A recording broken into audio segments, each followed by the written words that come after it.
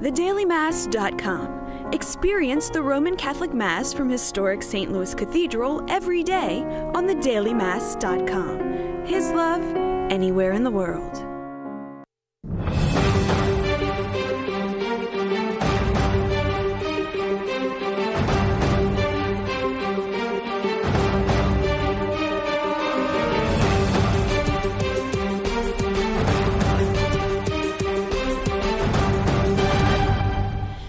Hello, everyone. I'm Margaret Dubuisson, filling in for Sarah McDonald. And I'm Jason Angelette. Welcome to Issues in Faith.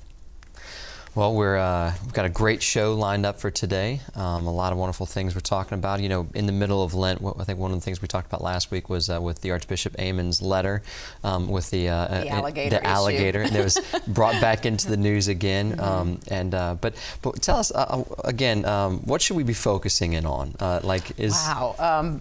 I mean, I don't know if I'm qualified to even say, but I mean, for me, I just try to kind of take a step back and slow down a little bit. Yeah. I usually do give something up, even though, you know, I think the official recommendation is that that's not all you need to do. You need to do something, and I'm trying to do a little something extra and do something that pinches a little, because as we all know, having fried shrimp for Friday dinner is not really that much of a sacrifice. Finding how can we take that step and embrace the cross a little more. That's right. Big news around the globe. About 120,000 pilgrims heard Pope Benedict XVI deliver his last Angelus address on February 24th.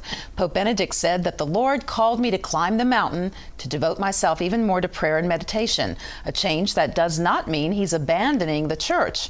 Pope Benedict's papacy officially ends this evening, February 28th at 8 p.m. In one of his last decrees, Pope Benedict changed church law, allowing cardinals to begin the process of choosing the next pontiff without waiting 15 days, provided all cardinals are in Rome. It has yet to be announced when the conclave will begin. The Archdiocese of New Orleans has announced the launch of a new smartphone app designed to help users focus on the year of family and faith. With the Family in Faith app, users have at their fingertips quick scriptural reflections, tips on family communication and relationships, and resources to help keep family and faith at the forefront of users' daily activities. The Family in Faith app is available now as a free download in both the Apple Store and Android market. Fans of the TV show Chopped have seen a parade of New Orleans chefs lately featured on the Food Network cooking competition. This Friday, March 1st, you can also see a collection of them and other local chefs hard at work running a Lenten fish fry at St. Joseph's Church in New Orleans. The fish fry will benefit the Rebuild Center of Lantern Light Ministries at St. Joseph, which provides those in need with everything from meals and showers to legal assistance and financial literacy training. Chefs signed on for the event include Matt Murphy of the Irish House, Justin Kennedy of Parkway Bakery and Tavern, and Tariq Hanna of Sucre. The meals are $10 per plate. It's a bargain. Pre-order pickup is from 11 a.m. to 1 p.m. and walk-in orders are available from noon to 4 p.m. That's at St. Joseph's Church at 1803 Gravier Street. And speaking of fish fries, the Archdiocese of New Orleans once again is tweeting locations and times of parish fish fries every Thursday and Friday in Lent. Be sure to follow hashtag Friday Fish Fry for great options for Friday meals that also support local church parishes. A good walk or brisk run has been known to work up the appetite. This weekend, the Hunger Hustle 5K for the Food Bank of New Orleans and the Just the Right Attitude group will be working up awareness for hunger in our community. Jason sits down with Deborah Jones, founder of the Food Bank and Just the Right Attitude, board member Troy Duhan, and Connie Andrew of Christopher Homes to tell us more about this upcoming walk and also to tell us about their work in the Archdiocese.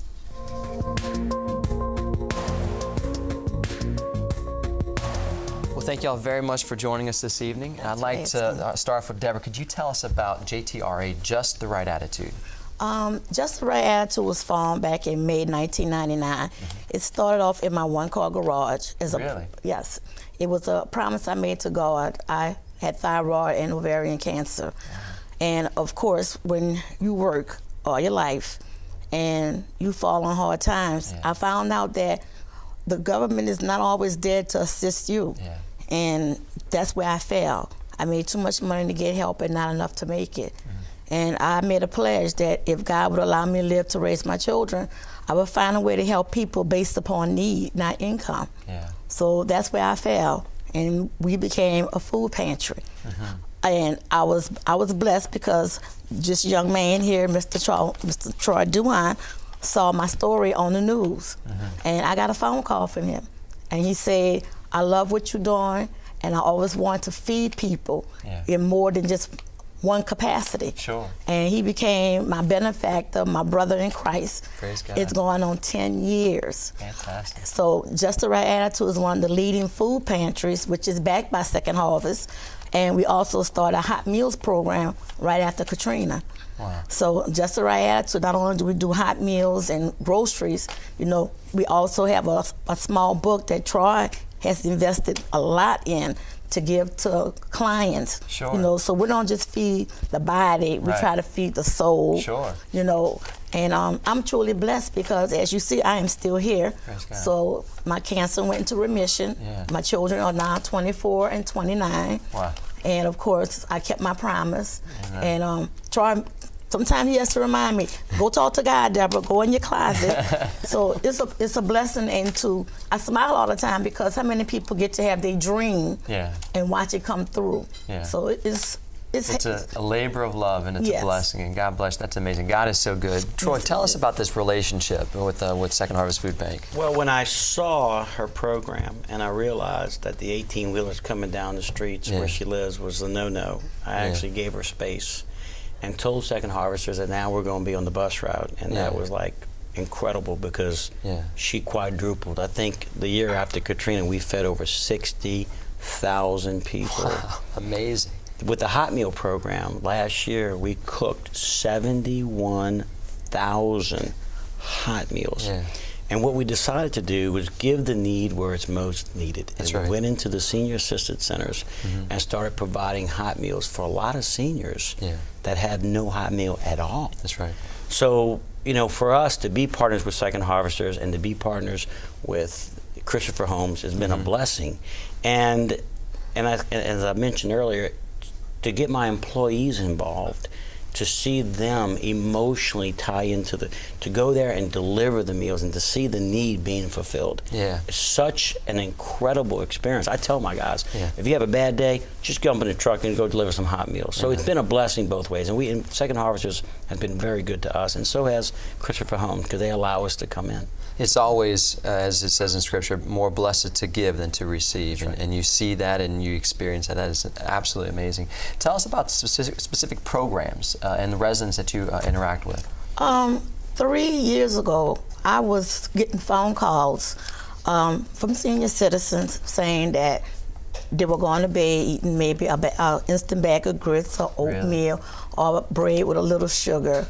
And it was really getting to me. It really was. And I didn't talk to Troy about it.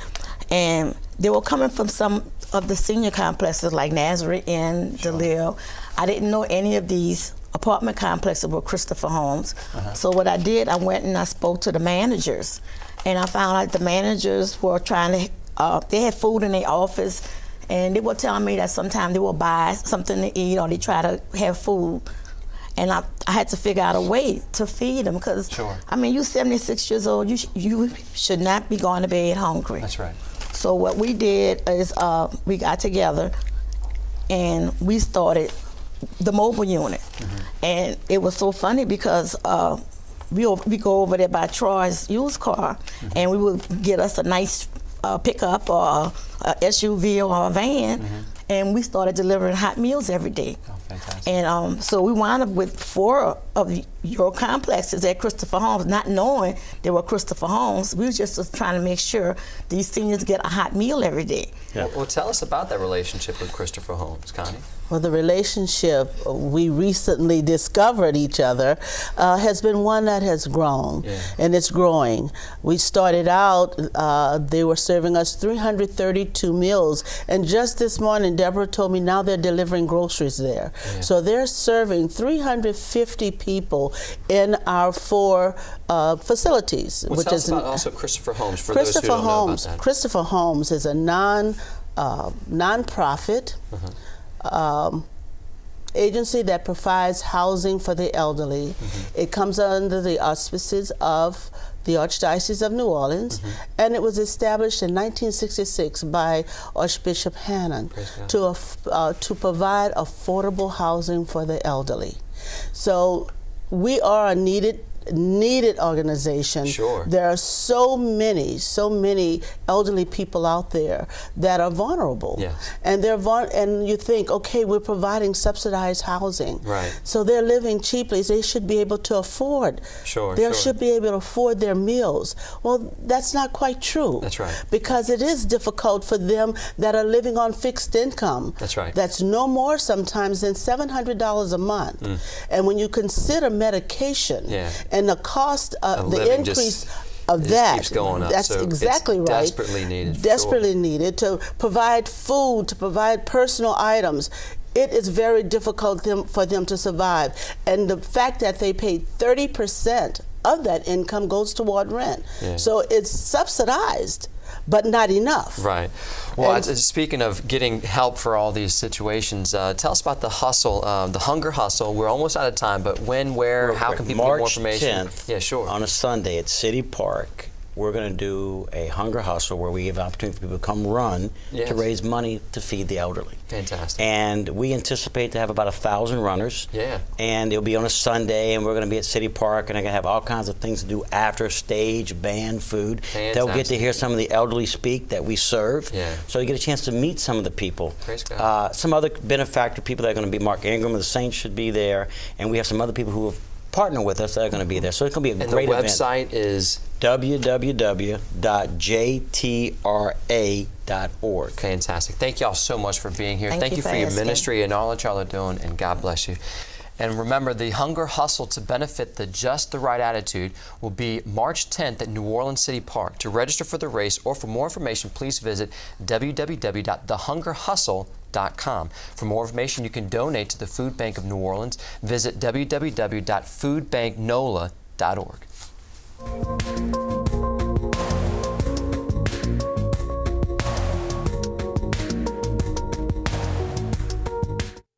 The science of learning is an imperfect one, but Louisiana Catholic schools have consistently instituted a formula for success. An astonishing 95% of Catholic school students go on to college, and last year they brought with them over $185 million in scholarship awards. Shouldn't you invest in success and the confident leaders of tomorrow? Louisiana Catholic schools, in a class of their own.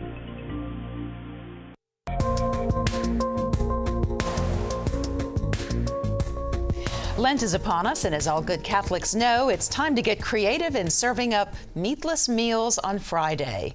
Each year at this time, the Clarion Herald features a local chef in their Holy Smokes column to highlight a new dish that you can try in Lent. Joining us tonight to share a great Lenten recipe is featured Holy Smokes chef Min Zong, executive pastry chef at the Hotel Montleon, and Jose Munguia, executive sous chef at the Hotel Montleon. And Min, I feel like I'm in a garden or a florist shop with all these beautiful creations that are all made of vegetables and foods. You are. So pretty. It's beautiful. So you're going to make that spring roll for us this evening and show us. Now, this is something most people probably don't think they could do at home, but is it easy enough to really do? Yes. Okay, so show us now. What is this right here? It is a rice paper. Yeah. And I dip with hot water. Hot water. It doesn't have to be like boiling as long as it's like warm. Okay. And then I lay it down here. I wait about 2 seconds. Let it soften up a little bit. So during time waiting, I have ready everything. Now that's a beautiful big jumbo shrimp you're going to put on there. And some green onions. Some green onion. Just for decoration, if you want. Or you, well, it tastes good too. Yeah.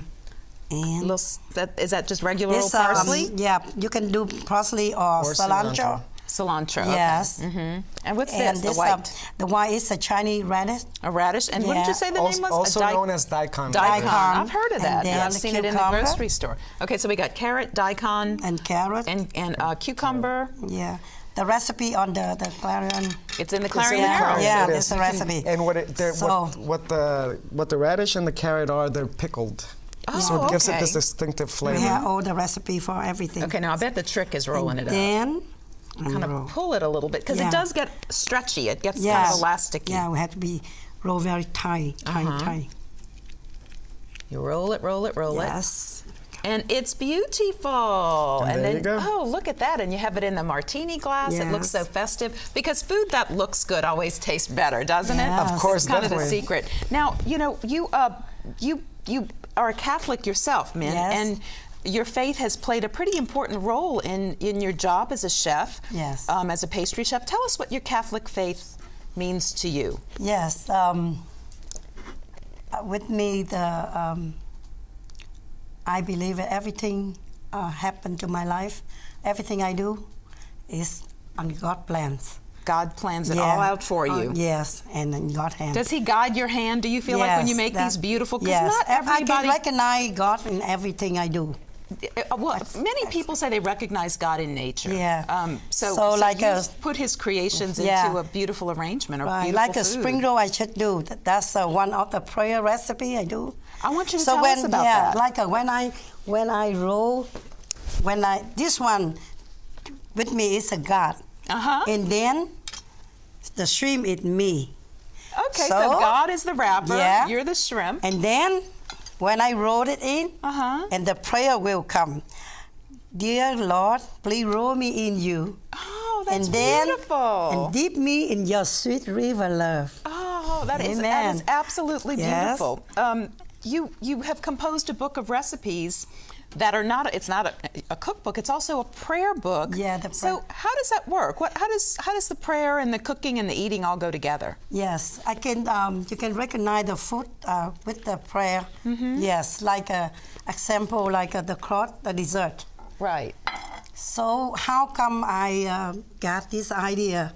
Because God, since I have a relationship with God, so He asking me to try to carry the cross with Him. So from that, carry the cross is not easy, but I love God, so I try. So example, like I cannot forgive the people who hurting me. But because God, I try, and He helping me. Try me because God is so sweet. Yes, that God say He taught me in the Bible. He taught me in my heart.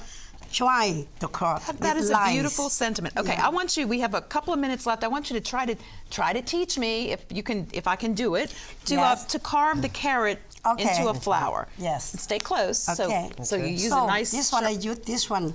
That's a leek, right? It's a big giant onion. It's very easy. You can do. It's very easy, she says. Everything is easy for her. Yeah, but I saw because I learned very easy way. God taught me very easy way, and I said the Lord taught you. Yeah. You never took any lessons. Nobody on this earth taught you how to do this. I see the flower on the tree, and I try to make it out the easy way too. Well, you make it look easy, that's for sure. But look at that, how beautiful. Okay, so that's a leek. And then I use this to be the a steam. skewer. And then I use the onions. How easy is that? That's beautiful. And see, that's in the arrangement right here. And then I can put in here. We'll just stick it right on in. See, I can't even do the easy part, the sticking in. Yeah, I can put in here. Oh, and you have pineapple as a base there. I don't know if the folks at home can see that. It's beautiful. Yeah, see, okay, so now tell me how to do that because that's what I'm. Yes, we have a piece here. I had a that's piece all ready right to here. go. That's very easy too. So. Now you have it peeled and kind of pared into a triangle shape. Yeah, shape like this. And you're just cutting little wedges out of it as you go around. You know, before it's easy for you to do. So you had to dip the carrot with the sugar and water and vinegar, so it makes it soft for you to cut. Okay, well that makes sense. Yeah, because it's. Yeah. And you just kind of keep going until it opens up like an artichoke almost. Yes. See? And then that's, like this. I'm intrigued by this, I have to say. This is just fascinating to watch you work. And you said God is the one who taught you to do this. Yeah. You know, he taught me a lot of things. Speaking of teaching, Jose, what do you get from watching this lady work? Oh, I get a lot from her. I get an awful lot of, more than I would actually get anywhere, and I think I'm in the right place with her. You know, the first time when I do this, when in the morning when I wake up in my bed and I'm praying. I thank God for everything in the morning, and I look out the window. I saw the magnolia open, and I say, "Oh, so beautiful." And then I just say, I will make that. You, the fruit. You and God in business together, huh? And then I just wake up and I go to supermarket and get the turnip. That's amazing. Thing. So I carving out the magnolia right away. I'll tell you, we could keep doing this all afternoon, but everybody we want to let people know they can pick up the latest issue of the Clarion Herald for more culinary inspiration this Lent in their Holy Smokes column. Thank y'all for being with us, and we'll be right back. It's our pleasure.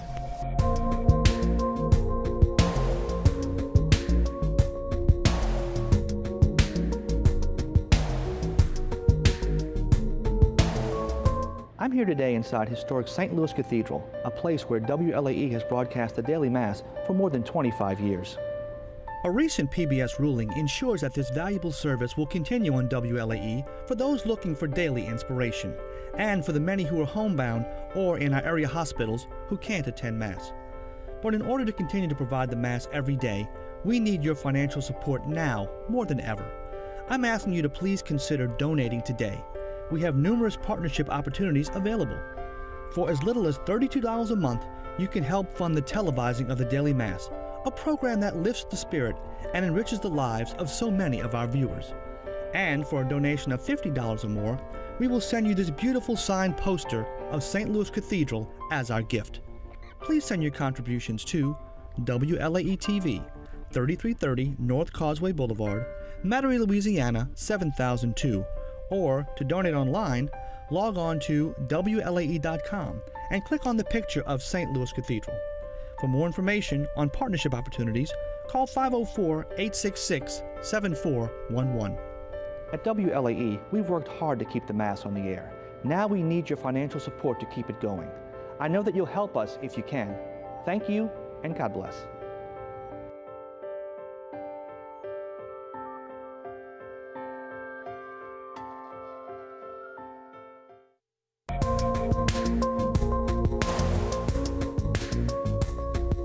Every year, Catholic schools in our country celebrate the gift of a great education combined with the opportunity to worship God in the classroom. Here in the New Orleans Archdiocese, a special Mass gathers students from as many schools to recognize the blessings of Catholic education. Janet Gross has the story. The thousands here represented the many thousands of others who couldn't fit into St. Dominic Church, thanking God for Catholic education. They give you the opportunity, and important opportunities, to learn an incredible amount of knowledge that you will need today and tomorrow and for the rest of your life. And grasp and soak in all that knowledge. Your Catholic schools will also give you the privileged opportunity to know Jesus. And that opportunity is the reason they celebrate. Not only are they learning their faith on a daily basis and being immersed in gospel values and learning how to be a disciple, learning how to evangelize, but they're also learning everything else they need to know to go out into the world and to be a witness.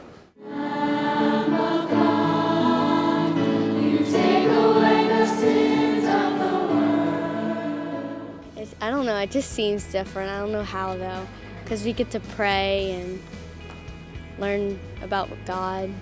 Being able to actually be in the faith. That's really legitimately my favorite thing about that I'm surrounded by my faith the whole time. Many of these young people know full well this is a blessing, a gift. Every day, we embrace each other, we pray together, we, laugh and learn. So. It's like a family, and I think it's a gift from God, and we thank our parents, obviously, as well, because tuition is not cheap. So, yeah. Being a Catholic one, I get to build not only my knowledge, but also my knowledge of the faith.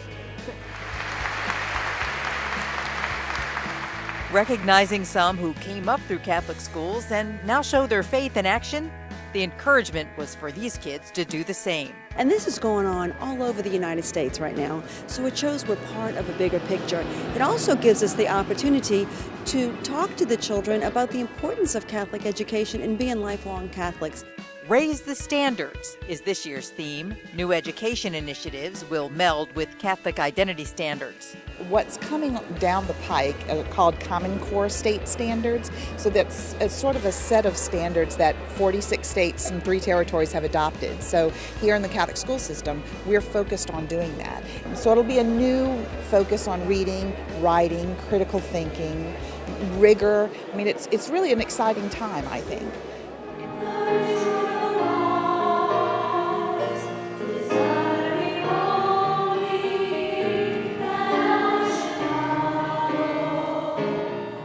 Methods may change, but the lessons in Catholic education stay the same. The moral education is the foundation of our school.